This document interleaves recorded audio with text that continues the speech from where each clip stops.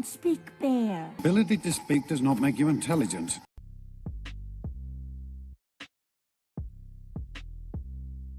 Another cult classic? Yep. It's kind of been the theme of my last few videos. They're just really fun to talk about. But why is this one in particular a cult classic? Well, it's actually for a different reason than my previous two videos. You see, Brother Bear features a culture that is very foreign to the average viewer. For me, and for most kids who saw this movie, it was one of our first introductions to this culture, and it's my opinion that this movie represents this way of life brilliantly.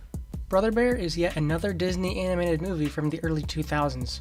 It was released in 2003, and it follows Kenai, an Alaskan native whose brother/father figure, Sitka, is killed by a bear.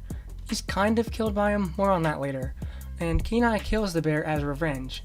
In doing so, the spirit of his father teaches him a lesson by transforming him into a bear. Kenai the bear finds Coda, a bear cub trying to get to the salmon run, where he can be with other bears. Do not, I repeat, do not play a drinking game where you take a shot every time I say bear in this video. You will die. All joking aside, this plot has a lot of potential for character growth. The central story is based around Sitka teaching him a lesson, not as a punishment, but in a loving way. This is a very emotional story. While Kenai is trying to get to where the lights touch the earth, which is basically where the salmon run is too, his brother Tanahi is trying to hunt him down. Tanahi doesn't understand that it's Kenai in a bear's body, and you really feel for every character in this movie. They're all in positions where their actions are logical, but it's tragic, because if you're keeping score at home, Tanahi has now lost two brothers to the same bear within like a week, or so he thinks. Of course he's gonna vow revenge on this bear. It's a character trifecta that I feel is completely unique to this film, and it's what makes the story super engaging. Speaking of the story, it's one that is completely unique to this culture.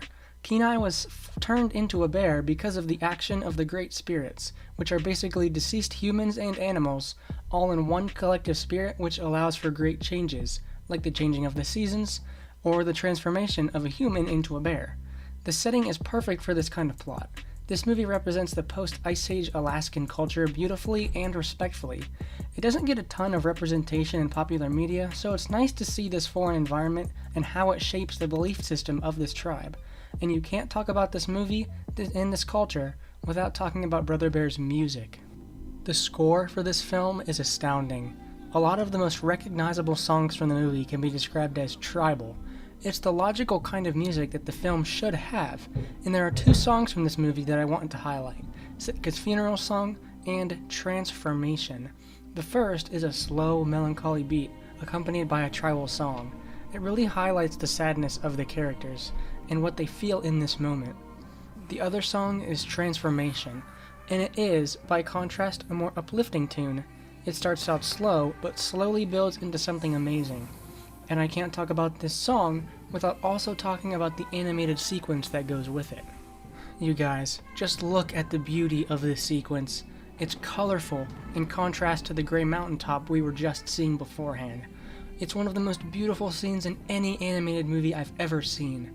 This scene is where Kenai transforms into a bear, and I know I'm repeating myself here, but it's just so gorgeous. This is how you show spirit magic in your animated movie. Colorful, expressive, but also kind of abstract. Nothing comes close. And the animation for the rest of the film is great too. This movie has beautiful landscape shots that really capture the feel of this culture living in this time period. I mean, the art in this movie is worth the price of admission alone.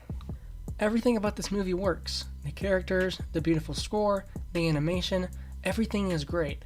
And there is a bit of comic relief, which turns some people off from these kind of Disney movies, but it never really interrupts the flow of the story. I mean, if you think about it, all the comedy in this movie is done in separate segments of the film, as to never interrupt a dramatic moment, like Sitka's death or the twist towards the end, which I'm not gonna spoil, by the way. It's a great film that sticks with you. The brothers' dynamic isn't done a whole lot in animation, so it's great to see such organic character interactions here. If you haven't seen this movie, and if you have a brother, then you should see this movie. Okay, that's all the time I have to gush about this movie. There weren't a lot of downsides to this movie, pretty much none. I just really appreciate the unique story in this age of confusing plots. I'm looking at you, Incredibles 2, Frozen 2, and Wreck-It Ralph 2. Disney just isn't good at making sequels in general. But I digress. I hope you enjoyed this review. If you like today's avatar outfit, you can find it on Redbubble and Instagram. Links are in the description. Thanks for watching.